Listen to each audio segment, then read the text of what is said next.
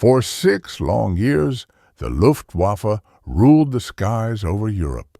Their dominance was absolute. Their pilots feared, their aircraft unmatched.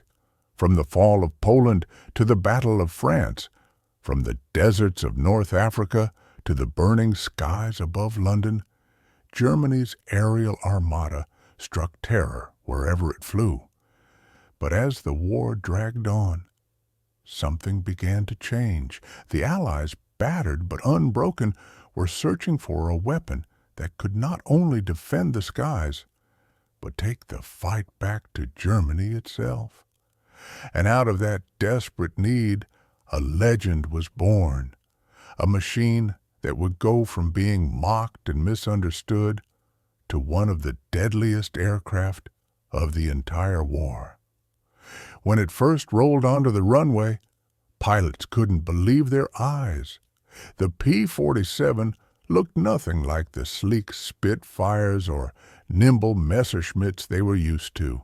It was huge, a flying fortress of metal with a massive radial engine and a profile that earned it an unflattering nickname, the Jug. At over 10 tons fully loaded, it was one of the largest single-seat fighters ever built. But behind its bulky frame lay brute power and a design philosophy built on survival and firepower. The P-47's heart was the Pratt & Whitney R, 2800 Double Wasp, a 2,000 horsepower radial engine that could drive it to speeds over 430 miles per hour. 850 caliber Browning machine guns gave it the kind of punch that could shred an enemy aircraft, or a train, or convoy, or even a tank column below. Still, few believed this heavy beast could ever compete with the agile BF-109 or FW-190. To many, it seemed the Americans had built the wrong airplane for the wrong war. When the Thunderbolt first entered combat in 1943, it was met with skepticism, even from its own pilots. The Luftwaffe still dominated much of Europe, and early missions over France and the Low Countries exposed the P-47's biggest flaw: range. Flying from bases in England, Thunderbolts could barely escort bombers beyond the Belgian coast. Many had to turn back before even reaching the target.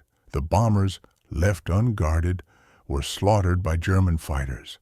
But the P-47 had one thing going for it: durability. Pilots discovered that it could take staggering damage and still bring them home. Bullet holes, flak burst, shredded wings.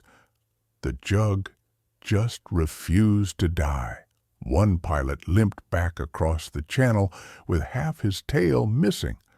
Another survived after losing an entire cylinder row to flak.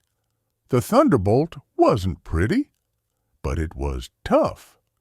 As the months passed, Allied pilots learned to fight with the Thunderbolt's strengths instead of against them. Dogfighting a Messerschmitt in a turning battle was suicide, but diving from above at 500 miles per hour was another story. The Jug became a master of the boom and zoom attack. It would dive on its prey, unleash a storm of .50 caliber fire, and climb back to safety before the enemy could react. Its massive engine gave it unmatched diving speed, and its rugged airframe could take the G-forces that would rip lighter fighters apart. With each mission, the Thunderbolt carved out a new reputation, not as a graceful duelist, but as a brute force killer, and soon it began doing more than protecting bombers. By 1944, the air war had shifted, with drop tanks extending its range and the introduction of the long-legged P-51 Mustang for deep escort. The P-47 was free to take on a new role: ground attack. Here, it was unmatched. The Thunderbolt became the hammer of the Allied advance. Flying low and fast, its pilots strafed German trains, convoys, and tanks with devastating precision. Its 8 heavy machine guns and bombs turned the roads of occupied Europe into graveyards of steel. German troops nicknamed it the Jabo, the fighter bomber that came screaming from the clouds. Its arrival meant destruction. Its sound, doom. By late 1944, the once invincible Luftwaffe was bleeding. Its veterans were gone, replaced by inexperienced pilots with only weeks of training. Fuel was scarce. Aircraft production was faltering, and every day the Thunderbolts came. They swarmed over Germany in hundreds, bombing rail lines, destroying fuel depots, and shooting down anything that dared take off. For the German pilot, even reaching altitude meant flying through a sky filled with death. At the Luftwaffe Interrogation Center at Oberursel, captured Allied pilots were questioned about their machines.